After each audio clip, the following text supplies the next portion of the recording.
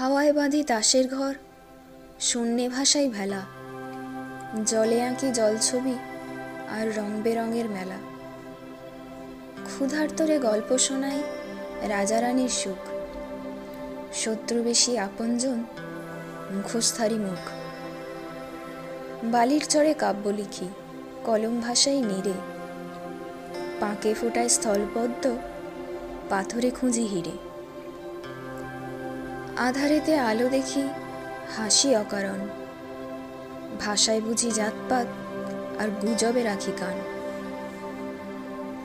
চিঠি পাঠাই চোরা খামে, অবসাদ নিত্য সঙ্গী, গুরুত্বহীন বেবাক আমি বইয়ের পাতায় বন্দি। ভবিষ্যতের ভাবনা ভাবি, বর্তমানকে ভুলে, সম্মুখ সমরে পতিত হই বিদ্ধ মায়াবানে। ঝড়ের ক্ষণে পাল তুলি আর গুনতে থাকি তারা, সমালোচিত ব্যক্তি ব্যতীত সমালোচনার সূচনা। বিপদবেশী বন্ধু আমার প্রিয় সহচরী, আবুল তাবুল ভাবুক এমন বড়ই পরিশ্রমী।